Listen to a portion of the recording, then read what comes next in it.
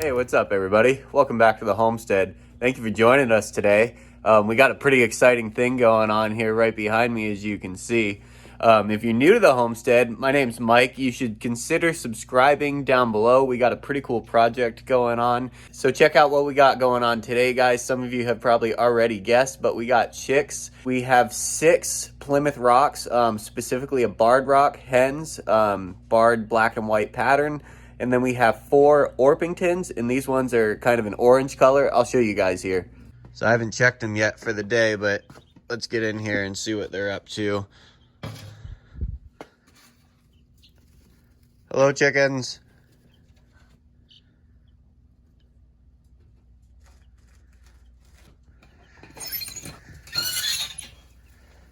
Hi, chickens.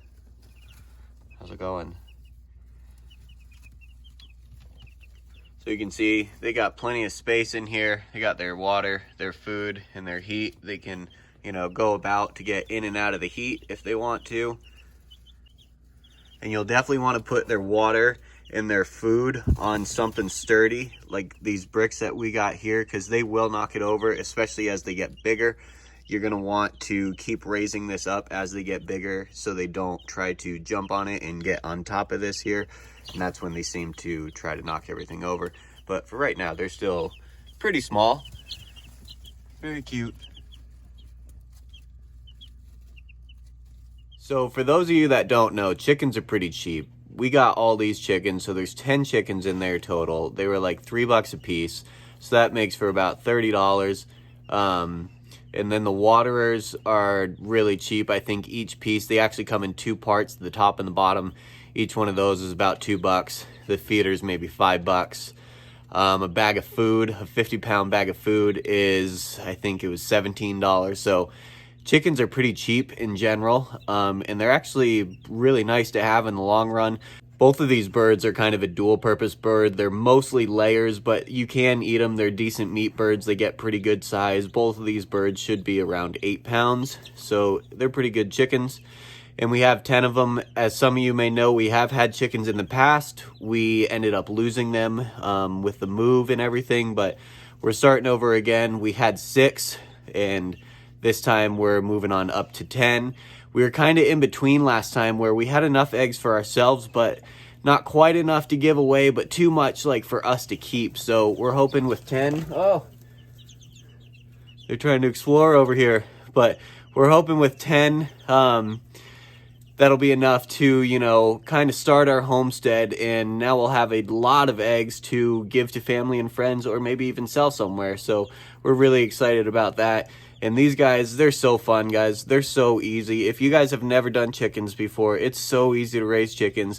Just keep this heat lamp on it. You don't need these fancy little boxes. As you can see, this is just a dog kennel. Go buy yourself a heat lamp and a bulb, and get a backup bulb in case this one burns out. But super easy to do. We just put a blanket over this, as you can see, and put a board in front of the door because the cats really like to come and check out our little chicken friends here. But yeah, it's super easy to do, so if anyone's telling you otherwise, don't listen to them.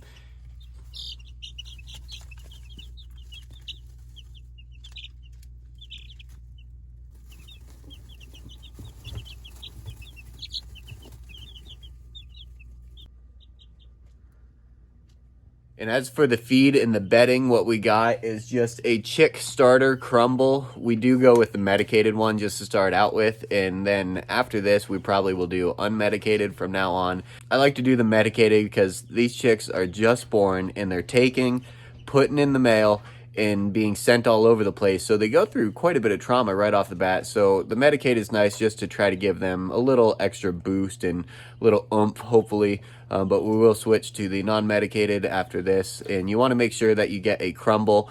The crumble is nice and small for these little ladies, and it's really easy for them to kind of chump it up and swallow it down.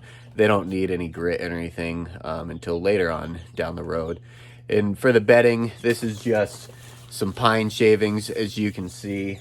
Really soft, no dust. That's what you kind of want, is no dust. and it lasts for quite a while. You put about 2 inches of this stuff in the bottom of here, and you probably have to change it, I don't know, maybe once a week at this point. As they get older, that time frame is going to basically double. You'll be changing it, you know, every 2 or 3 days. So there is that. There is a bit of upkeep, but around maybe 4, 5, 6 months, we can start to put these ladies outside, especially since we got them so early. It's going to be perfect. It's going to be warm. It's going to be nice summer weather to be putting them out in their permanent coop. So it should work out pretty well.